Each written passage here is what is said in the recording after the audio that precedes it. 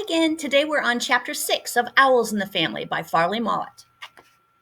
On the day school closed for the summer, the T. Eaton department store announced it was going to sponsor a pet parade 2 weeks later, and there were going to be prizes for the most interesting pets and the best displays. Bruce was the first of our gang to hear about it, and he came right over to my house to tell Murray and me. Hey, said Bruce, after he told us all he knew, with the animals we got, we could win a dozen prizes. What about it?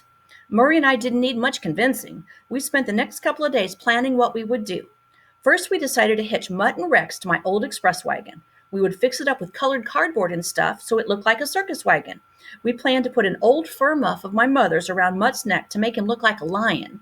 And we were going to paint black stripes on Rex so he would look like a zebra. Then we decided to build a circus cage on the wagon and fill it with different kinds of gophers. Finally, we decided to have the owls riding on top of the cage, all dressed up in doll's clothes. We had 2 weeks to get things ready, and we really worked. First, we built a circus cage, and when we were finished, it looked just like the real ones that used to come to Saskatoon with the Bailey Brothers Circus every summer.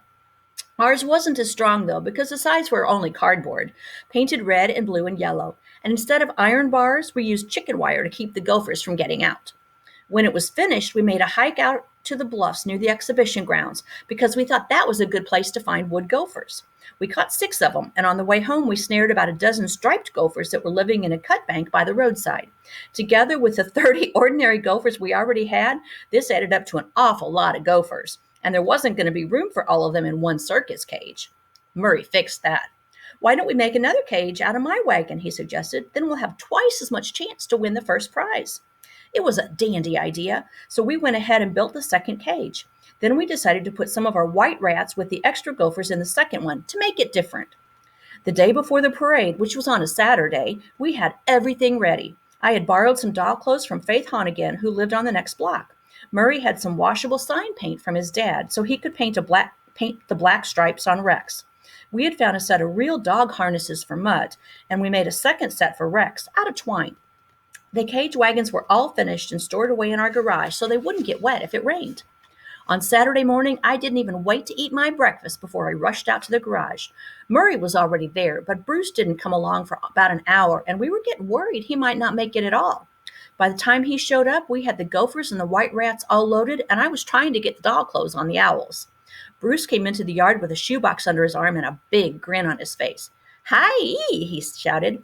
I guess we'll win first prize, sure, but bet you can't guess what I have in this box. Murray and I couldn't guess. I shook the box a couple times, and whatever was inside was pretty heavy. I was just going to untie the string and open it when Bruce grabbed it away from me. No, sir, he said. Don't you do that. We might never catch this critter again. Aw, come on, I begged him. What you got in there anyway? Come on, Brucey, you have to tell us. Don't have to, don't aim to, Bruce said. Just you wait and see. Murray and I pretended we didn't care what he had in his old shoebox anyway. I went back to putting the doll's clothes on the owls, which wasn't easy.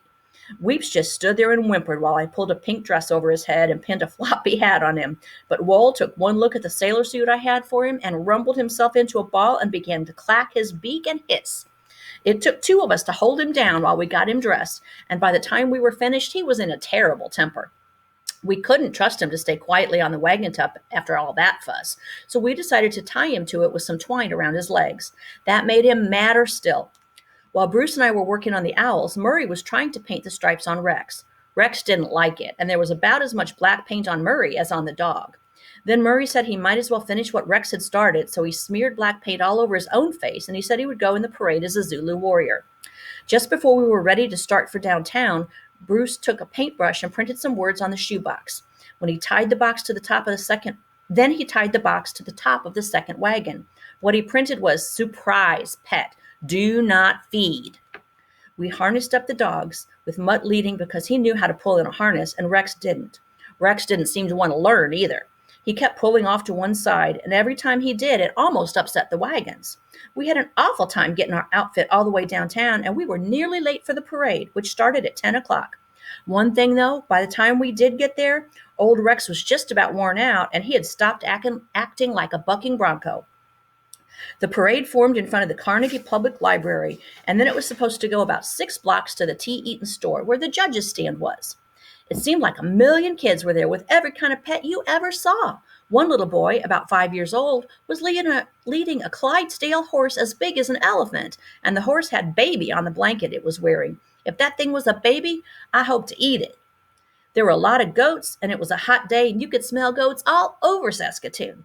Some of the girls were wheeling cats along in baby carriages, and the cats were wearing silly hats and were pinned down under lacy covers. Some of them were yowling fit to scare the dead. And there were more dogs than you could shake a stick at. Every kind of dog you ever heard of, and some kinds nobody ever heard of. Right in the middle of the parade was a boy leading a pet skunk on a string. He had the middle of the parade all to himself, too. Nobody was crowding him. There were pet rabbits, ducks, chickens, geese, a couple of pigs, and a bunch of pedigree calves. There was even one little boy carrying a quart jar full of water with a bunch of tadpoles swimming around in it. You'd expect lots of trouble with all the animals and the fact that it was a hot day and everybody was excited and there was so much noise. But there really wasn't much trouble. There were dog fights, of course, and one dog who wasn't even in the parade at all made go for a cat in a baby carriage, and that stampeded one of the goats. But some salesmen from the store were in the parade too, and they got things quieted down, though one of them got bitten on the leg, just a little bit. It took about an hour for our outfit to get opposite the judges' stand. There were 5 judges, some women and some men. The mayor of Saskatoon was one of them. There were 2 Mounties beside the stand, dressed in their red coats. A lot of parents were jammed up against the stand, too, so they could cheer if their kids won a prize. I had a good look at the parade by then, and there wasn't an outfit that had a patch on ours.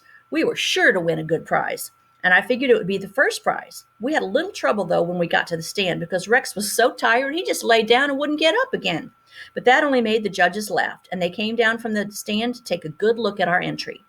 I overheard one of the women judges tell another that ours was the best rig she'd seen, and isn't it cute they've got it decked out just like a real circus? The first prize seemed to be right in our pockets when the president of T. Eaton Store, who was also one of the judges, saw the shoebox on top of the second wagon. "Hello," he said. "Now here's a good idea. Look at this, Sam. The boys have a special pet in reserve. That's what I call smart merchandising." Well, of course, everyone crowded around to see what the special pet was. Bruce, with a silly smile on his dopey face, untied the box and lifted the lid. What it was in the box was a rattlesnake. I guess you can imagine what happened next. All the people shoving and pushing to get away from us got the animals so upset that they began to stampede too. The skunk got crowded into a storefront, and that scared him, and he did what skunks always do when they get scared. There were calves and goats going every which way, and all the dogs went crazy and started chasing anything that ran. And that was everything there was. Our 2 cages got upset and squashed all the gophers, and white rats went skittering off under people's feet.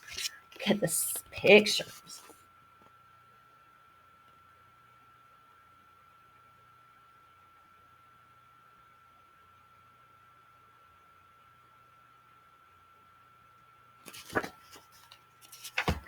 Wool climbed up on top of my head and kept beating his wings, so I couldn't see too much of what was happening, but I could still hear it. Women were screaming, and one of the Mounties had hauled out his big revolver and was waving it in the air, while the other never stopped blowing his silver whistle. All you could hear was yells and howls and barks and screams and yowls. I tell you, there had never been anything like it in Saskatoon for 100 years. We didn't stick around any longer than we could help. We saved our wagons, our 2 dogs, the owls, and that darn snake. Bruce grabbed the shoebox the moment the ruckus started and stuck to it like a burr until we got back to my place. "Gee," he said as we were getting a drink from our garden hose, "if I'd lost that old snake, I'd have got my britches tanned from here to Mexico. It belongs to our hired man, and it's been his pet for 15 years, ever since he was a cowboy down in Cypress Hills. It's so old it hasn't any teeth, nor any poison either, but I'm sure he's fond of it just the same. It sleeps right with him in his bunk." I still think we should have won first prize.